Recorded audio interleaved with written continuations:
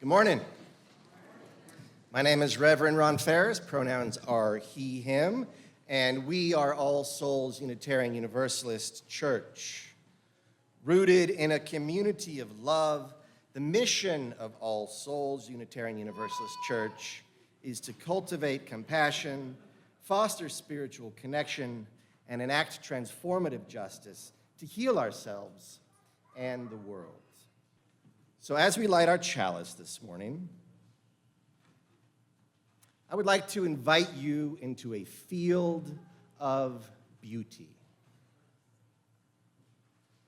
A field made by your presence, and by your attention, and by the grace of light and breath.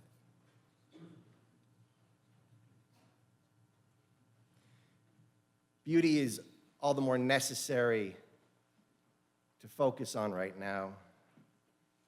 It is a salve and an inspiration in times of trial. It is a seedbed from which we will grow a world more in line with its gifts.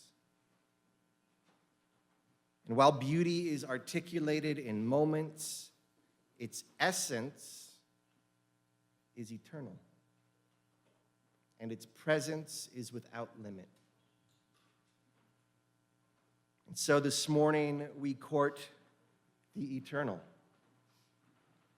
and with that begin to build a better world.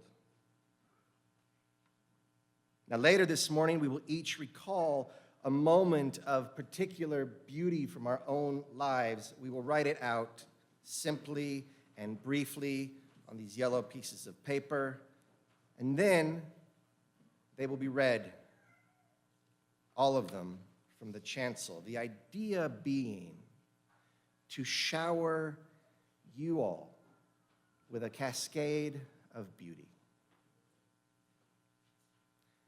For while these are trying times, if we lose sight of beauty, we have lost ourselves truly, and the world will be lost as well.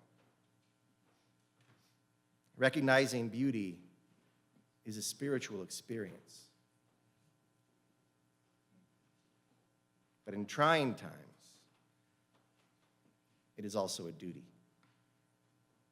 It is healing and empowering, and so this morning we return to the beautiful as an unconquerable and generative place of power and love.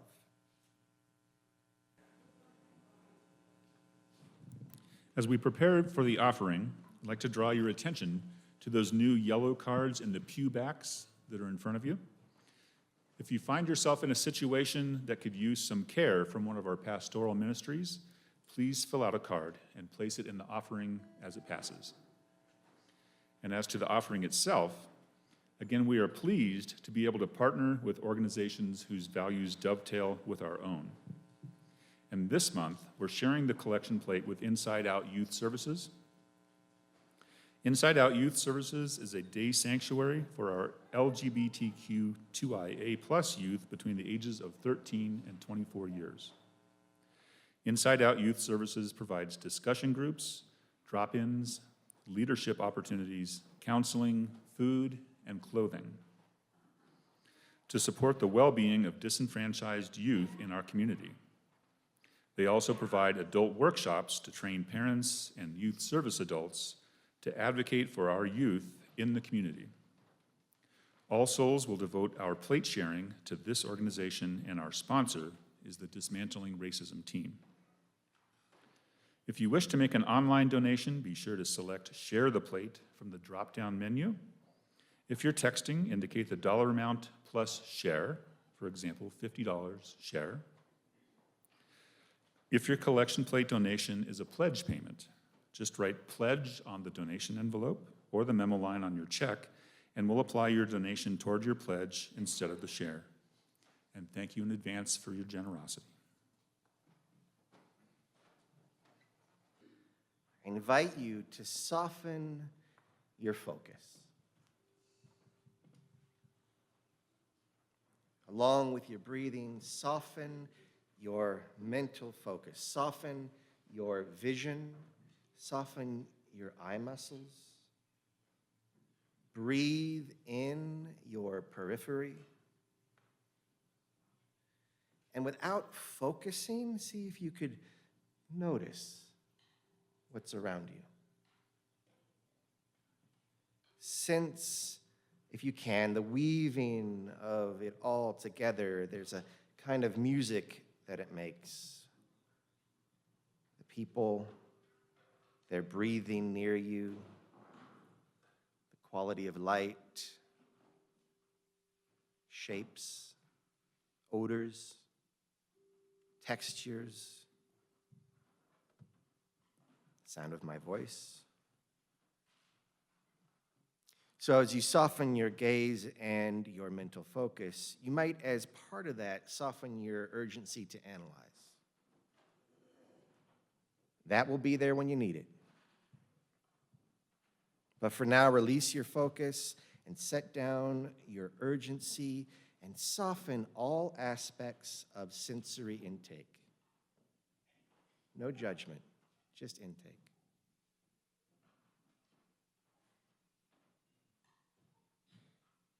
And this is not to blur, but to open, to perceive more roundly the interplay of a reality that you are a part of.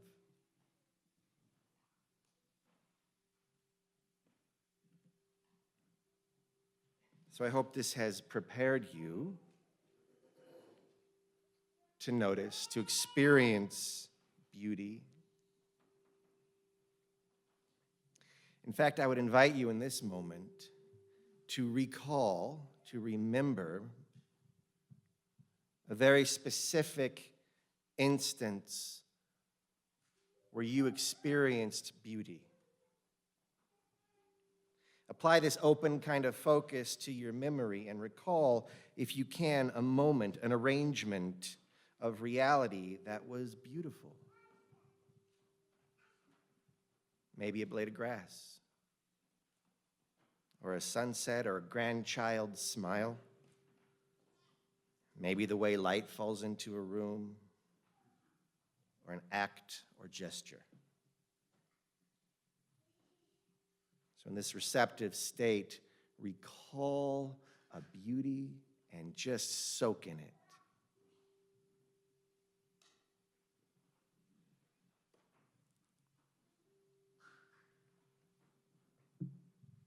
Now, when you have that firmly in mind, I invite you to write it down on the slip of paper. What is your beauty? Write down. And if you're in Zoom, you could write it in the chat. So keep it simple.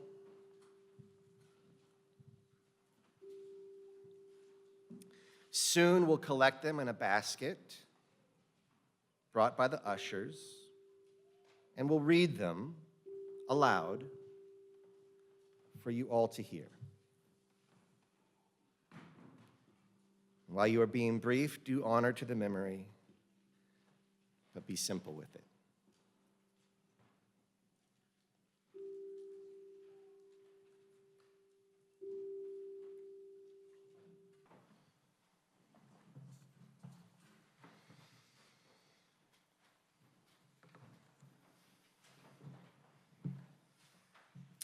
It's time for a Bones story. Time to feel the beauty that your bones know and carry forward.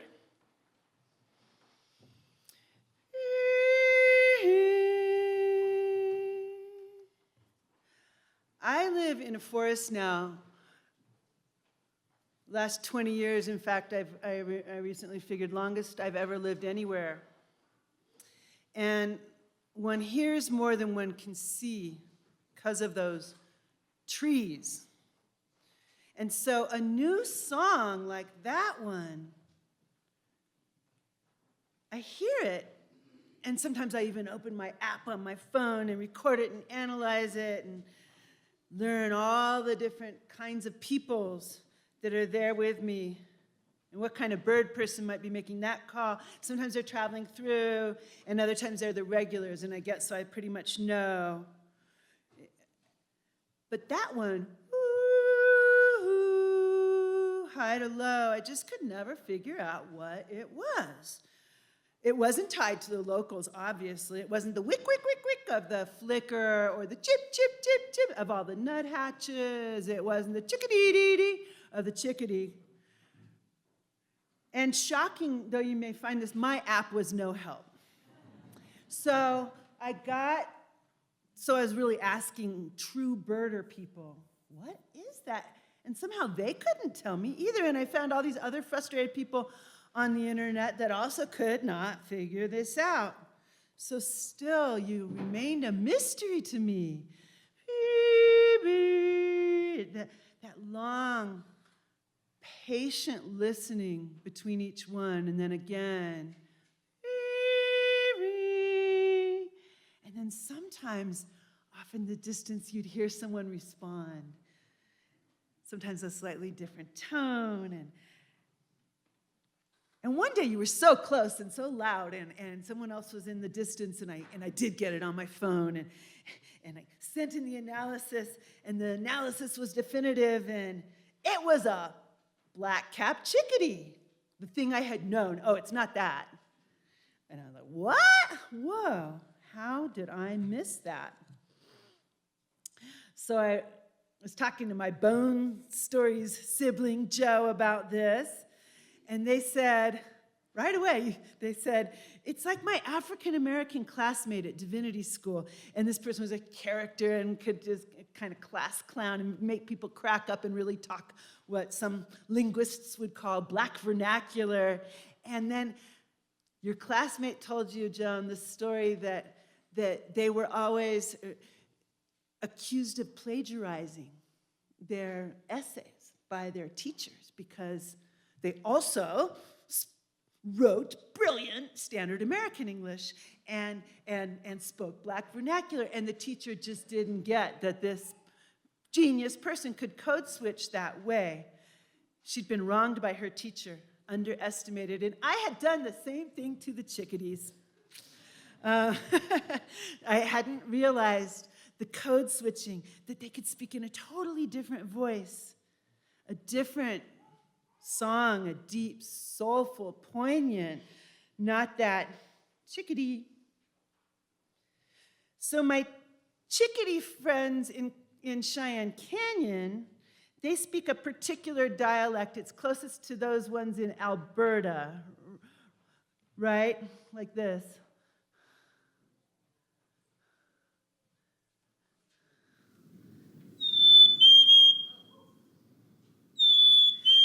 So they're like cultural variations. The New Yorker chickadees are a little bit more obnoxious, predictably enough, like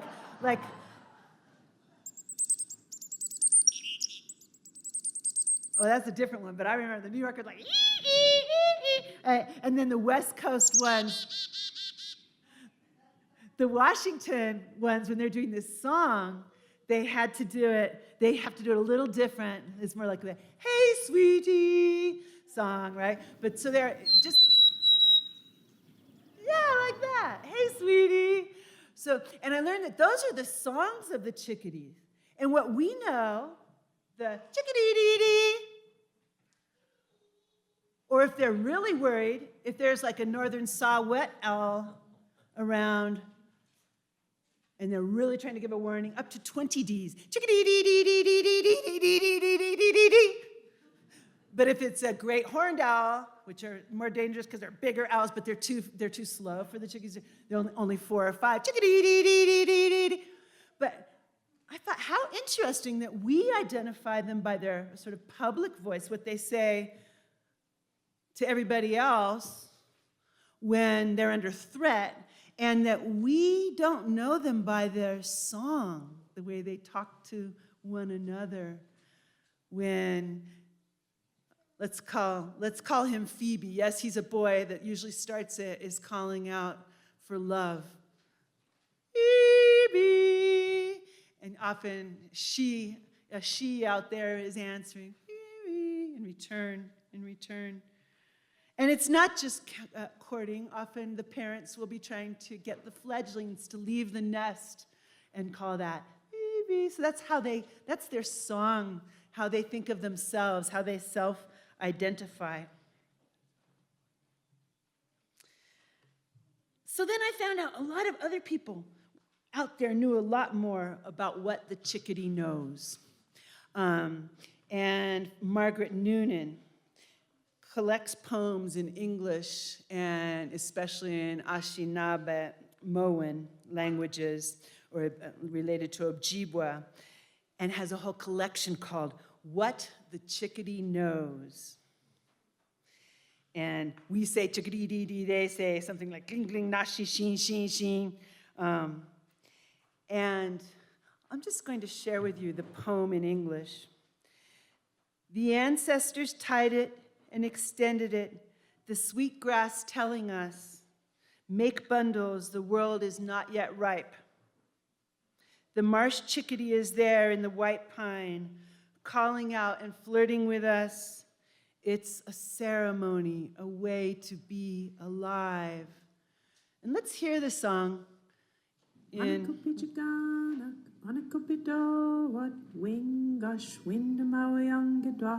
Gashki Cheke Gashki Yaking Gichikaneshi Eakawandak non dagazit non denmiangedwa Manadoke yang Manadoyang. What the chickadee knows, what they say to one another, especially when they're talking their own language and not in public with all the rest of us under threat. And we try, as we learn more, I try to use people's own intimate names for themselves. Like when you realize someone you're close to is get called by a nickname in their family or close friends, and you want to call them that too. Or whether people want to be called an adult or a woman or a man, not a kid or a girl or a boy. Or when peoples like Roma or black folks or Latina, Latinx, or the people who occupied this land and occupy this land, the Ute or the Arapaho or the Cheyenne really want to be called the Nunsi or the Inuanaina or Sotae. I know I'm butchering those probably, but I try to remind myself I don't even know who they are to themselves versus the names they've been called by outsiders. And it's kind of like our pronoun stuff, right? Like depending on who I'm sending an email to, my pronoun might say, I'm Sarah, she, her pronouns, or Sal, she, them pronouns. I don't even know what she, they pronouns exactly means, except for that I'm willing to work with they. And I want to respect what you want to be called if you need a different pronoun to be in your own beauty. So, all this about code switching and nicknames, and it's about, I think for me, believing and expecting the genius, the beauty of people's multiple voices, and respecting the connection that can flow by really giving my attention so that a chickadee or my friend in the front row can feel not just seen, but actually looked at and wondered at, and not just heard, but really taking in the songs of all of our neighbors into our hearts and into our bones and our beauty.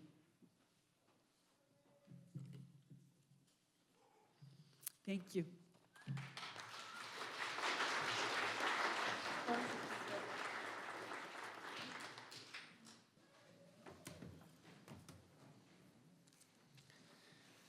All right, in trying times, we must not lose our ability to know beauty. Beauty is a duty. Now, last week, the Theology Cafe group and I were reading a transcript of a talk by John O'Donohue on beauty, and we were reminded of one of the most used proverbs in the Western world. Beauty is in the eye of the beholder. Now, this is most often meant to suggest that beauty is subjective, right? But O'Donohue expands it to mean that beauty depends on us being prepared to perceive it. That is, it depends not on our abilities of aesthetic appreciation, but on our being in touch with our own holiness and seeing from that perspective. When we see from the eternal within us all, we are able to perceive beauty. And I like that. That's nice. But I actually think that this aphorism smuggles in another meaning, a meaning that to me is even more profound. If beauty is subjective in the eye of the beholder, that means that it could be anywhere. And because it could be anywhere, that means that it is everywhere.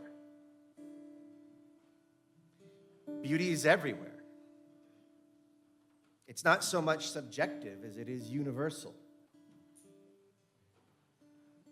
As such, it is much more than a comely arrangement of matter. It's more than intention or to appreciation. And this becomes actually kind of challenging because it locates beauty not only in the fair and the elegant, but also and even in the broken, also in the besotted, even in the vile. And beauty doesn't give these things a pass. It does not passively allow them or excuse them as if the vile were acceptable because the beautiful is within it. No. Rather, beauty possesses the ability and compulsion to transform from the inside out.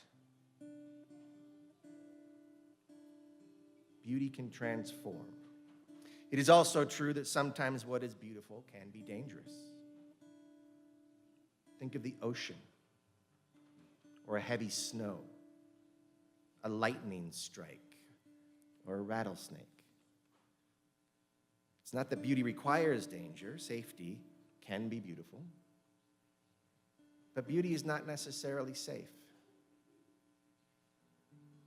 And this is important because we love beauty irrevocably, and we are presently not necessarily safe. But it's all the more imperative for us then to find the beauty in danger. Not to ignore the danger, but to amplify the beauty until it overwhelms the danger. Is it possible for us to find the beautiful within the rot, the holy within the violated, and feed that, seed that, and grow that into a new world? True beauty has the power to transform from vile to redeemed, from dangerous to salvific. Beauty also has the power to sustain, to inspire and soothe, to heal and empower. And it's everywhere. Beauty is everywhere. Both because of and in spite of its everywhereness, it therefore has no formal state and is so, like God, hard to define. One thing that we can say about beauty, I think, is that because it is universal, it is not a choice. It's difficult to decide to see beauty in the breakdown. Rather, it appears beautiful to you. It is beautiful to you. And maybe that means that beauty acts on you. It's almost as if it chooses you. And your choice in the matter is whether or not to receive it, to notice it hailing you, to open yourself to its influence, to perceive it as the field in which you make your way. So the next time that you are arrested by beauty, know that you have been chosen in that moment. Now, what you can choose to do is to prepare for it, practicing opening yourself. Look for the beautiful everywhere and anywhere and in everything. When you prepare for beauty, it may or may not appear. But your attention and time is an invitation, and your attention frames what you perceive. So this means that beauty is a two-way street.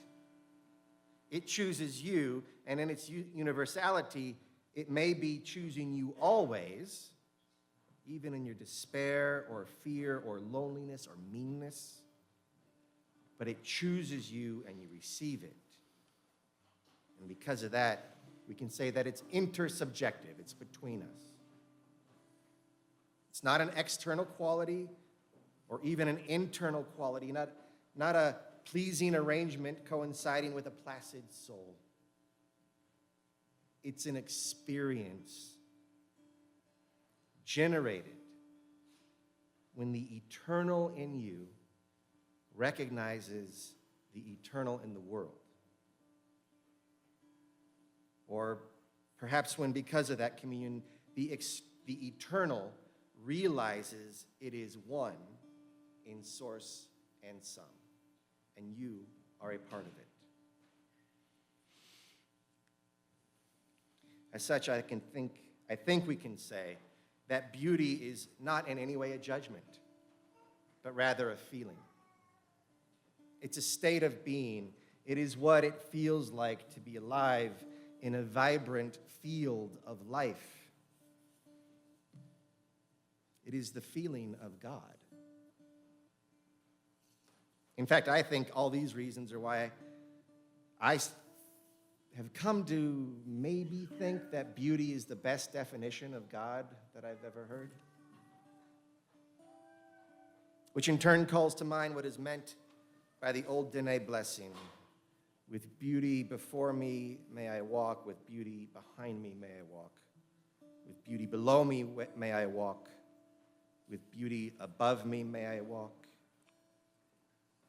And with beauty all around me may I walk. So this is why we invite it. It is the seed from which we will grow a new world. Do not waste the imperative these days of the danger. Do not waste it. It is your sacred duty to notice the beauty of the world so that through us, the world may better resemble itself. A world where because we invite beauty, we are more often chosen by beauty and more easily pattern our lives and relationships on that feeling. And the world right now needs that so badly. Always, but especially now. And we need that, especially now. To transform, to reveal, to be beautiful, and know it. What is your beauty?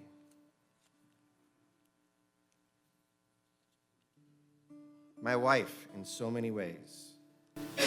Courage to stand up. 2 loons darting underneath my canoe. Venus. A doe and a yearling eating grass next to each other. Walking in a gentle snow at night. The nourishment of taking a hike, touching the trees and feeling the earth beneath my feet. The snow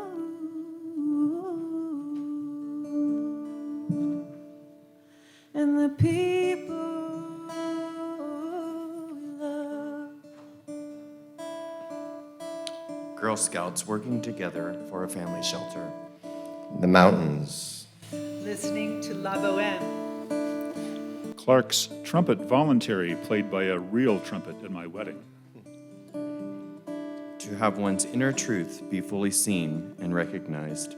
My son's laughter rising up the stairs. Dust catching light. Humor. To be loved as we are.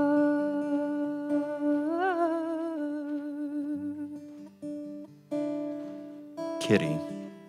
The look on my husband's face the first time he held our newborn child. Birds singing good morning at dawn and my mother's smile. Laughter and hugs.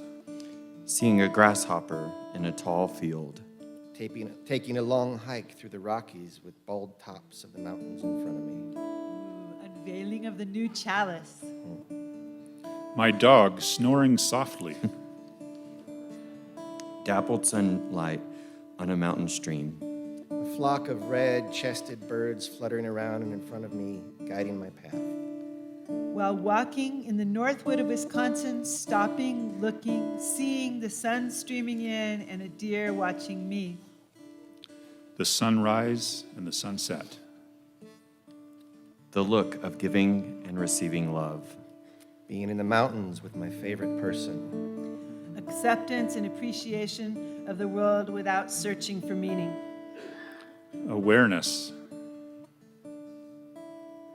The earth all around us. Wilderness. Light through the tree leaves. Multicolored sunrise. Columbine flower. The birds that gather each morning outside my home office. Sight of Pike Peak veiled in light clouds. The birth of my son. Turning a corner on my walk and witnessing a doe with her hours-old twin fawns making their way across the street. Meadow of spring flowers with Pikes Peak in the distance. Nursing my son, meeting my adopted daughter for the first time. My new kitty. My smile. Courage to push through my insecurities and be authentic. A bumblebee on a wildflower. Ice rainbow, fire rainbow. Tall golden mountain grass blowing in the wind. Keeping moving toward the future. Moments of closeness penetrating the dementia fog. A dog kissing a human's nose. Claire de Lune, Debussy. Light through the clouds by the mountains. New life is a promise that's always here. Reconnecting with my sister, endless laughter. Two doves feeding and flying together. The sound of children singing. My loving family. Basking in the sunshine down through the trees and listening to them rustle in the wind. Colorful Colorado skies at dusk. Hot tea, warm beach, my cat sleeping next to me. I'm surrounded by friends and listening to them talk. The ocean. Shimmering red skies above our Colorado mountains. God lives there. Kitty sleeping in the sun. My mom, when she saw her friends waiting for her on her birthday. A slow, silent float through a glowworm cave in New Zealand. I walked an hour in the wrong direction and fell in love with myself. Mountains. A sunrise on a mountain. Ah. Watching the waves crashing in the moonlight, sitting on the sand dunes in the Outer Banks of North Carolina.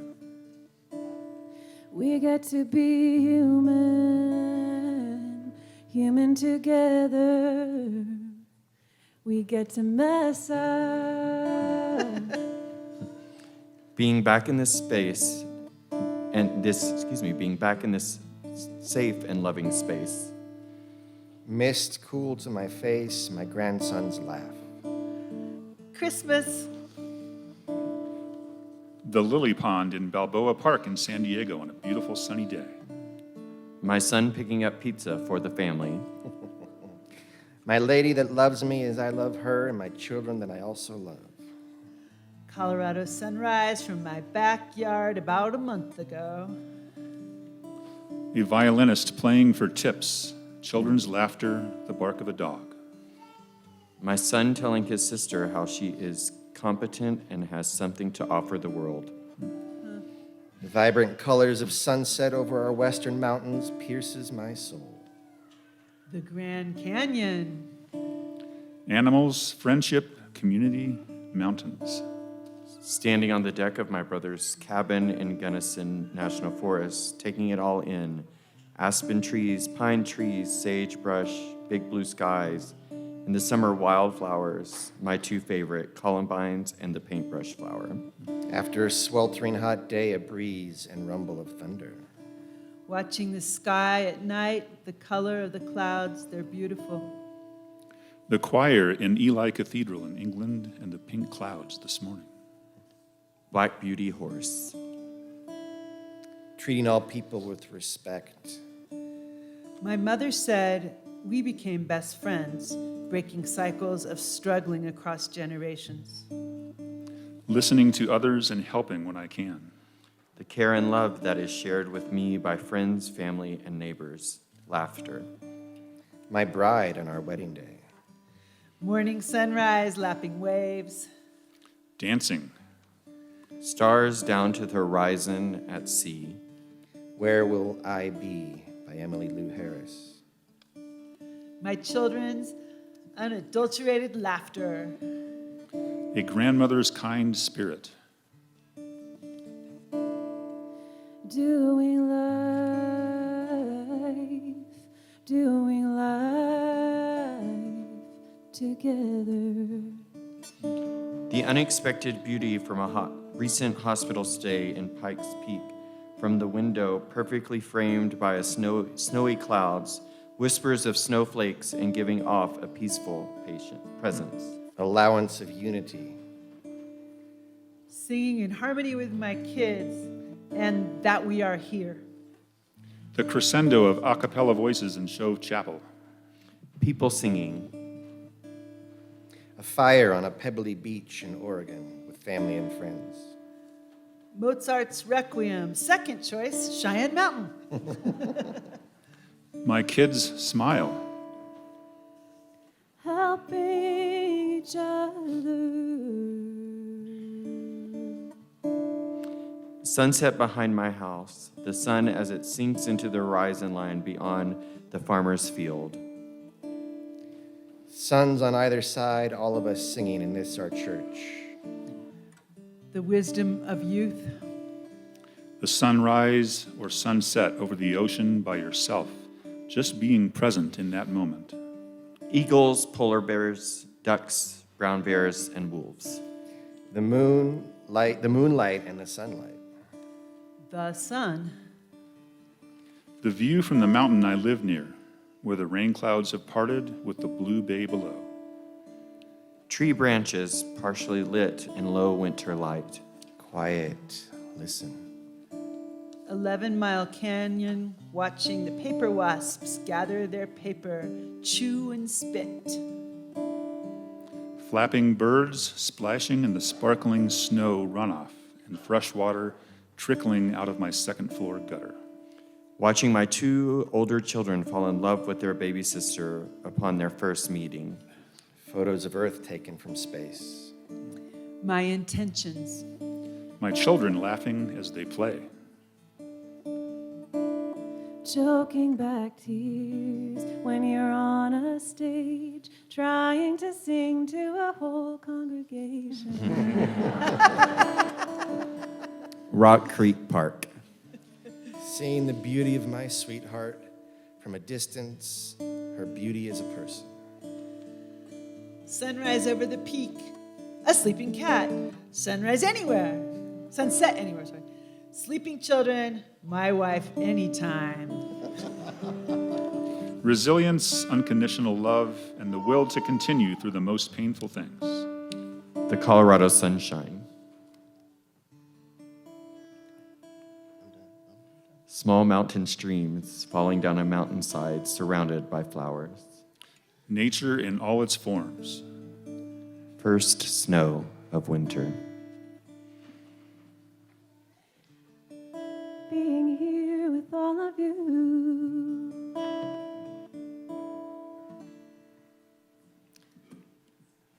So those are your beauties.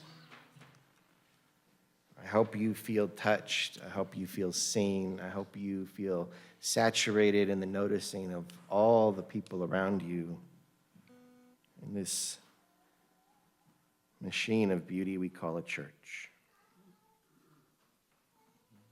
That was a long service, so I'm going to make this brief.